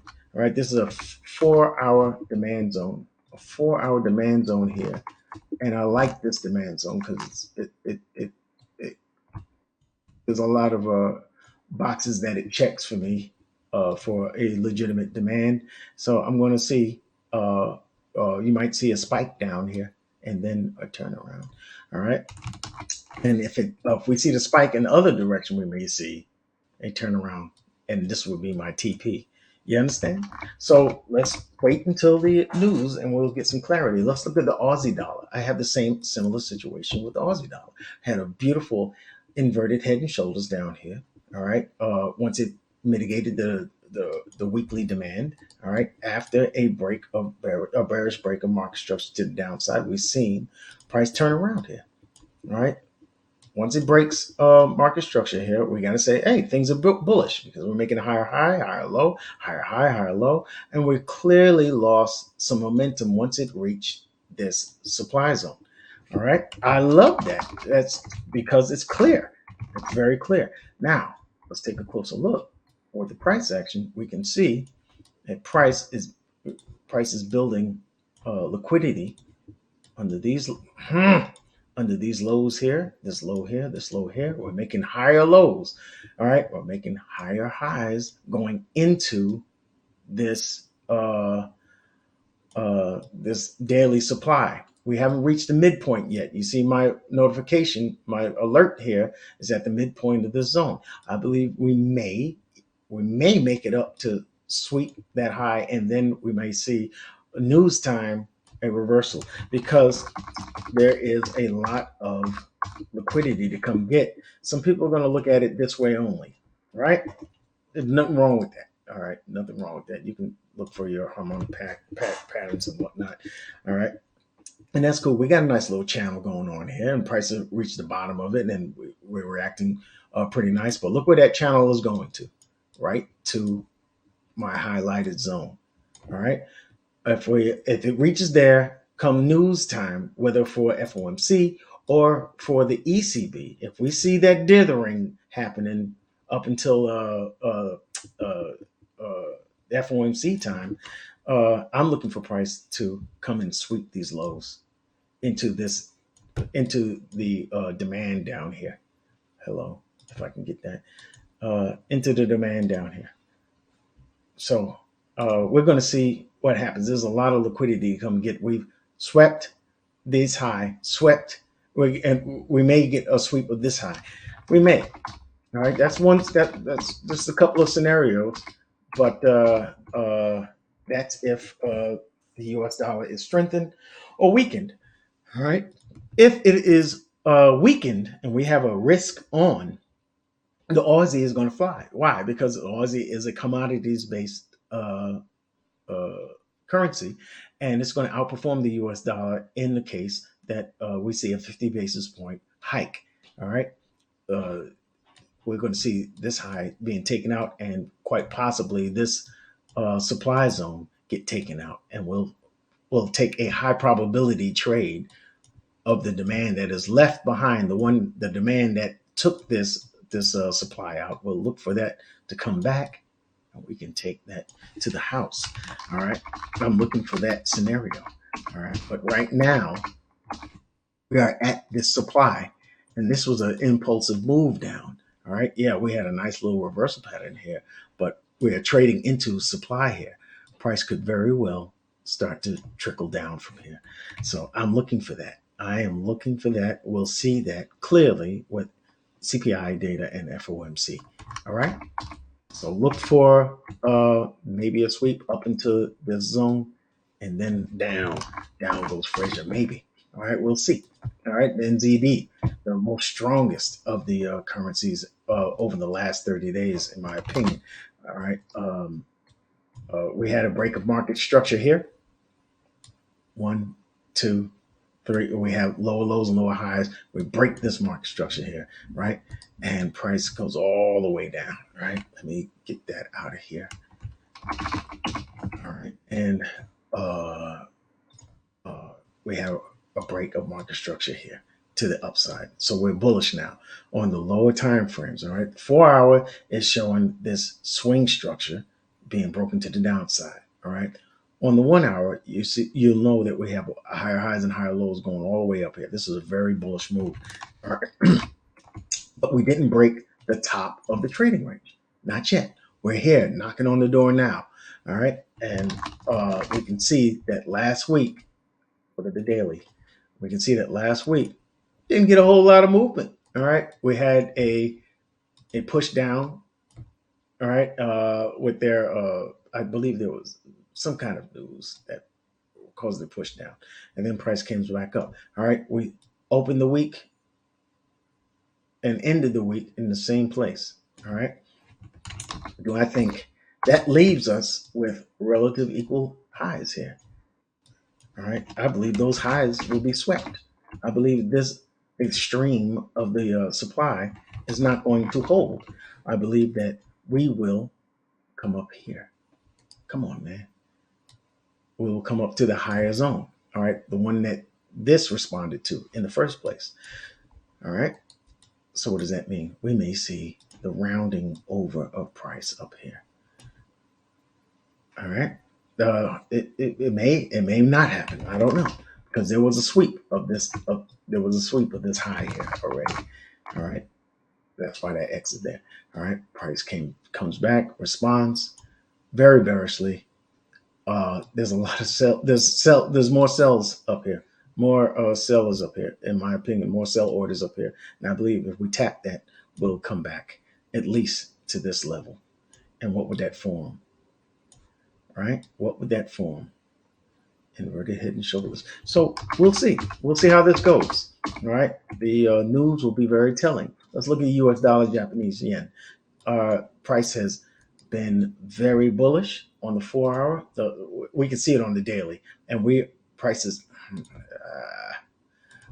This is the daily zone of demand. Last time price was down here, did it, and then fired up. Right, breaking market structure to the upside. Very good. And then we started breaking market structure to the downside. This is a flip, right? An area that price, it's not a flip zone. Price did break this supply, this demand, really demonstrably, right? Price comes back up and then continues down even further. All right. We came into this zone, this demand zone, with a lot of demand, with a lot of momentum. All right. I'm looking at price, whether this low is going to be protected or not. I'm looking at that low. So I'm looking for price to quite possibly make a decision here. All right. And there's going to be a decision. I assure you that. I believe this is a strong low. Why? Because it broke structure and it made new highs. All right. We're coming back to test this area. We already had a positive, a pretty good reaction to it. And the fact is that if on the daily, this is a bullish engulfer, right? Price is dithering here a little bit. I believe that if this low, if this the low is protected here, we're going to see it this week. And I believe if we see that 75 basis point hike, this is the excellent. This is the area that we're going to look for the price to take off from, for sure. All right. But if we see a 50 basis point hike, the yen will outperform the dollar, and we'll take this low. We'll end up taking this uh, demand zone out. I'm looking for this low to get swept in that scenario. And if price breaks through that low, I'm looking for the confirmation entry. When price pulls back up to the supply that is responsible for taking this demand zone out and taking a high probability trade to the downside. All right. There are swing trades that I've been hinting at this whole uh, webinar, right? This whole live stream. All right. There's this week could set up some good swing uh, trades to hold. All right. I feel that strongly. All right. And I want you to look out for them. If we get a 50 basis point or 75 basis point. I believe the 50 basis point hike will set up strong uh, potential for swing trades. All right. If we get a 75 basis point hike, I believe that is a shorter term trade. All right. And I believe you can hold that for maybe a day or two. But because I believe that the US dollar is going to correct in that situation. We may see, like I told you earlier in the futures section, all right, we may see price come and take a trade into this gap. I don't know if we're going to make it up to that that daily supply. I don't know if we're coming all the way back up here, but I believe we may come see a bit of a rally, maybe to take that high, and then continue down. All right, I doubt if it's going to signal a reversal. Depends on the CPI data. I tell you that right now. Depends on the CPI data. All of this is dependent on that CPI data. Let me continue. Let's look at the US dollar CAD. All right, you can see with the US dollar CAD price on the daily has broken structure, broken this market structure to the downside, and everything was bearish for a long time. And then we have this beautiful recovery here. All right, and we've been making price kind of move sideways, ranged a good bit, but it was manipulating these highs, taking the highs out, pulling back, taking the highs out, pulling back, and we finally got a beautiful impulsive move to the upside. Now, where are we now? Price has reached this supply zone up here. All right, you can't see it because I know my screen is dark, so I'm going to. I don't know why I got it so dark. Don't even ask me. All right, you can see this supply zone that it had hit on the daily. All right, formed this head and shoulders here, played out beautifully, caught the measured move. Everything went perfect on that. All right, down to this weekly zone of demand here. Right. If I can just draw straight lines, that'd be nice.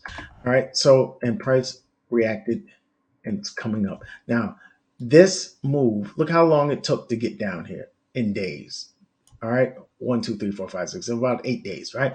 All right. But look how long it took to come up. This is a corrective structure to me. All right. And where are we at? What does that mean? Impulse, correction, impulse.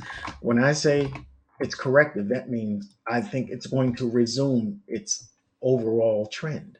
All right. And I do believe we are right now testing this strong supply here. I say strong because it led to a break of market structure. All right. From here, price broke market structure to the downside. Oh, we get this corrective uh, action going on here. And there is a loss of upward momentum here at this supply. I'm looking at price build up this liquidity here. For what reason? I think that we're going to mitigate. We're going to mitigate this demand zone down here that we never really touched. Look closely. We never really came and mitigated that zone. All right. Doesn't mean that we have to. It means that what I mean is it's going to happen, but it just doesn't have to happen in the time frame we would like it to happen in. All right. So price is coming up and retesting this right shoulder here, and usually that's a pretty good sell area to sell from. All right. We closed a fair value gap here, and uh, uh, mitigating a zone that was unmitigated. All right. And I believe we may see some bearish price action after this. Let's look to see what happens with the CPI data, FOMC. But this is a strong area to take a high probability trade to the downside. So we want to look for confirmations for that on the 15-minute. We're already here. 15-minute confirmation is that's the entry. That's your entry model right there. All right, I already explained it earlier. You know what I'm talking about. You see these lines here? This is the trading range. This is equilibrium. We are in premium price as opposed to discount price. This is where I would be looking for shorts, just based on the actual structure. Now we have to blend that with fundamentals. In this case, we're going to see what the news is going to tell us with the FOMC. All right, let's move on to the pound yen. This is a funky market right now. I don't like to trade uh, this funkiness because we're kind of moving sideways, but it's manipulating the highs a little bit. But it's the direction is not easily determined, in my opinion. I'm waiting for price to come down. See how it just missed this demand zone down here? I got my eye here and everything. All right. I'm looking for price to give me a mitigation of this zone. If price gives me a mitigation of this zone, I'm going to look for a 15-minute confirmation to take it up. All right. That's what I'm going to look for. All right. If the and that would mean that the yen got weak. Why would the yen get weak? It's a safe haven currency and all that good stuff. If it depends on if we are in a risk on or risk off market, that would mean the 50 basis point hike would allow for this move to come to go higher, this market to move higher. All right, because that would the U.S. dollar would be weak, and that would lead for a risk on environment. And in a risk on environment, the pound will outperform the yen. We'll see how it happens. But we got to wait for news to get confirmation. But this is not. You see how prices still within this range? I don't. It's kind of like in the middle of the range, not at the extreme ends. I wait for the extremes. You got to wait for the extremes. You buy from the bottom. You buy from the lower range, uh, the lower part of the range, or you sell from the higher part of the range, but not in the middle. You understand? So be careful with pound yen, in my opinion. Okay, let's look at. I already did gold. All right, and I did. I want to make sure I mention silver. Silver is very bullish. All right, silver is bullish, and I want you to look at this. Hey, who's looking? What do you think of the U.S. Swiss? I did the U.S. Swiss earlier, so when I post this analysis, hello, what is it? Bulladari? Hello, uh, Bowl Bull. I'm sorry, I don't want to butcher your name there. All right, but useful. Uh, I did U.S. Swiss. I did break down the U.S. Swiss. I'll take a look at the currency though. Oh, we've been at it 2 hours, folks. We've been at it 2 hours. All right, I got you. I got you. I will take a quick look at it though. But I want you to understand that with gold, with silver, uh, just hold on. All right, with silver, just check the look at the weekly. All right, 1, 2, 3 weeks of bullish activity. All right, why is it bullish? Why did it turn bullish here? What did I just finish explaining? The trading range, right? The trading range. Come on, man. Well, let me see what I'm doing here because obviously I don't know what I'm doing. All right, this is the trading. That's not the trading range. All right, this is the trading range. All right, from top to bottom. Here's the EQ, the middle of the range. We have fired back into premium price. Remember what I just told you a little while ago. We fired back into premium price, and this is where you want to take your shorts. All right, we are heading towards this supply zone here. All right, I love that because it's very clear. All right, if price reaches the supply zone, what am I going to look for? I'm going to look for 15-minute uh, a 15-minute confirmation. Once price reaches here, I'm going to the 15-minute, and then I'm going to look for my entry model. Higher, a high, a pullback, a higher high that sweeps this high, a break of market structure that breaks that low. Got it? Got to break that low. I need this to be an impulsive move, and then I'll look for the pullback on the lower time frames for my entry. This is going to be a higher time frame entry right here. Higher time frame entry. I mean, a high probability entry. All right. There's going to be a demand zone here. Hello.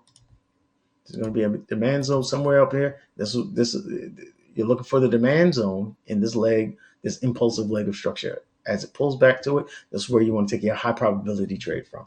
All right. And that's what I'll be looking for here. Price is heading up here, folks. Price is heading up here. All right. And I'm waiting for that contact. All right. And if price comes around, it moves up in here. I'm looking for this. move, just like that.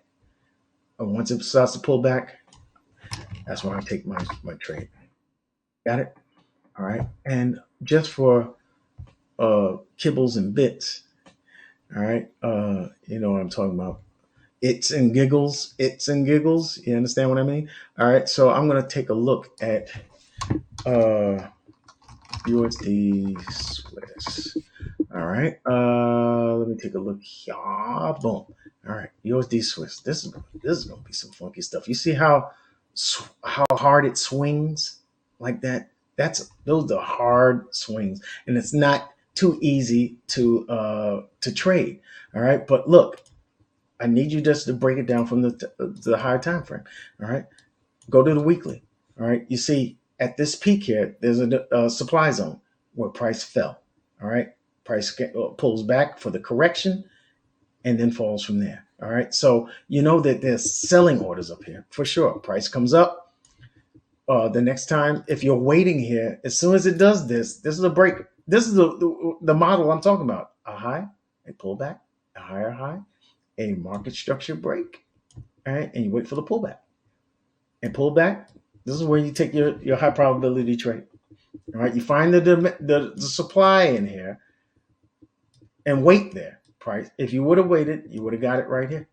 All right. Now, this is a strong zone because it broke market structure to the downside. It led to the break of these lows. All right. You'll expect when price comes back here, if you're laying in wait like a smart man, like a spider, you wait for price to come back up here and you're waiting to take that short. And if you had done so, you'd still be in this trade. You understand? That's the logic of these is the way I trade. That's the logic of it. Either you like smart money concepts or you don't, and depends on how you view the markets. But this is based on structure. This is based on technicals. Okay. So what do we got here? What do we got here? Do we have another pullback, a higher high being made here, a mitigation, and then a break of market structure here? Do we have that? So I'm looking for price to pull back up into this fair value gap. I'm looking for price to pull back up in that fair value gap. Doesn't have to happen this week. It doesn't have to happen. But I'm looking for it because that's what you expect after a break of market structure. You expect a return to impulse. All right. I hope you understand that. So the US dollar Swiss has already broken structure to the downside. I'm looking for a bearish. I'm looking to sell this. I'm looking to sell this market, and you can see that we have lost that downward momentum here. Right. I'm looking for this. I'm looking for the sweep of these highs. I'm looking for the sweep of these highs, and something's got to push it to do so. A demand zone. It has to run into a demand zone because that's the only thing that changes the direction of price. We have a demand zone here. Price is running into it right now. Listen to me. Listen to me. All right. Useful. Listen to me. Useful sounds like you already looks like you already know what's up. It looks like you already know what's up. He said I was thinking the same thing. All right. This is a demand zone here. All right. And I believe that we may see a break of market structure to the upside on the lower time frames. You're going to look on the lower time frames. You got to go to the 4 hour. Matter of fact, I should be on the 4 hour right now. Let's go to the 4 hour because we already see that we are in a demand zone on the daily. We go to the 4 hour. What am I going to be looking for? 4 hour. Right? See how we swept these lows, but we didn't get a convincing break of a candle body break and close below those lows to show that price wants to take this zone out just yet. We haven't gotten that yet. We haven't gotten that just now. All right. But we did get a sweep of those lows. So what am I looking for? If we're going to turn around, I need to see this low here. I need to see the low being taken down and a market structure break equaling or breaking these highs. I need to see an impulsive move to the upside, and then I'll wait for the pullback. If this is going to turn around at this demand zone, at this daily demand zone. I need to see this.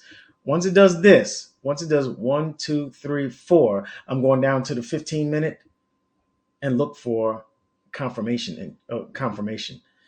I'm looking for price to come back into contact with this 4 hour zone. And on the 15 minute, I'm going to look for this. You understand? I'm looking for that entry model, the same entry model I've been talking about since earlier.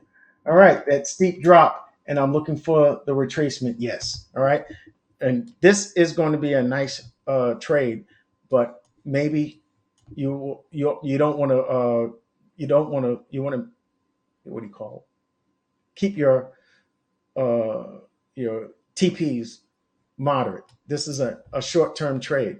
All right, price could come right up here. I would TP right there at this area. I would TP right from this demand zone. I would TP here. All right. You can hold it and hope that it goes up higher, but this would be a counter trend trade. And when it's a counter trend trade, my TPs are shorter. Period. I like to go for 1 to 5 trades, but on a counter trend trade, I'll look for a 1 to 3. You understand? All right. I got you, useful.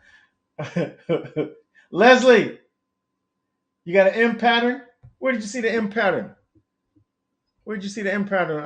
I missed your comment earlier. But anyway, look. First of all, I'm glad to see you here. First of all, Leslie, I'm glad to see you here. All right, and no way. What do you mean, no way?